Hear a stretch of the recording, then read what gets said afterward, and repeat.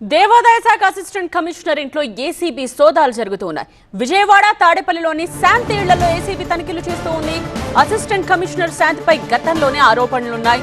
తీవ్ర అభియోగాలు రావడంతో 2024 జూలై 2న ప్రభుత్వం సస్పెండ్ చేసింది శాంతిని.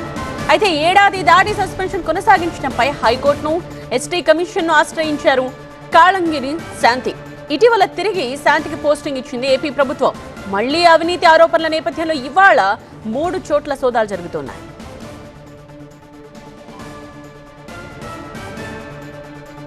స్పెషల్ కరెస్పాండెంట్ వసంత్ సంబంధించిన డీటెయిల్స్ అందిస్తారు. వసంత్, ఈ సోదాల్లో ఎటువంటి విషయాలు బయటపడుతూ ఉన్నాయి? వివాదాస్పద దేవాదాయ శాఖ అసిస్టెంట్ కమిషనర్ గా గుర్తింపు పొందినటువంటి కలింగిరి శాంతి నివాసంలో ఏసీబీ సోదాలు చేస్తూ ఉంది. అవినీతి ఆరోపణలపైన జూలై 2, 2024లో కలింగిరి శాంతిని ప్రభుత్వం సస్పెండ్ చేసింది. అయితే తన సస్పెన్షన్ ఏడాది దాటినా కొనసాగించిన పని ఏపీ హైకోర్టుతో పాటు ఎస్టీ కమిషన్ ఆశ్రయించింది. ఇటీవల ప్రభుత్వం కలింగిరి శాంతికి పోస్టింగ్ ఇచ్చింది.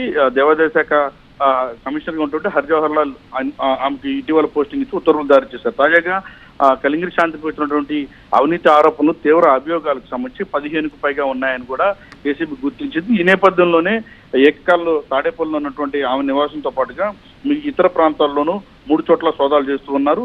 అయితే దేవాదాయ శాఖలో అసిస్టెంట్ కమిషనర్ గా పోస్టింగ్ నిర్వహిస్తున్నటువంటి సమయంలో ఇటు నాటి ప్రభుత్వంలో పెద్దలకి సహకారం అందించారని, దేవాదాయ శాఖ భూములను ప్రైవేట్ వ్యక్తులు కట్టబెట్టడంలో కీలకంగా వ్యవహరించారని, అలాగే గతంలో పలువురు అధికారులపైన కూడా బహిరంగ దాడి చేశారనే ఆరోపణలు కూడా ఇటు శాంతిపై ఉన్నాయి. ఈ నేపథ్యంలో కూటమి ప్రభుత్వం అధికారంలోకి రాగానే కలింగిరి శాంతి పైన సస్పెన్షన్ వేటు వేసింది. అవినీతి ఆరోపణలపై విచారణ జరుగుతుంది.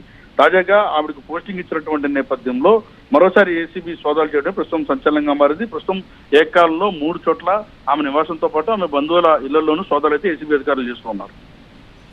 రైట్ వసంత్.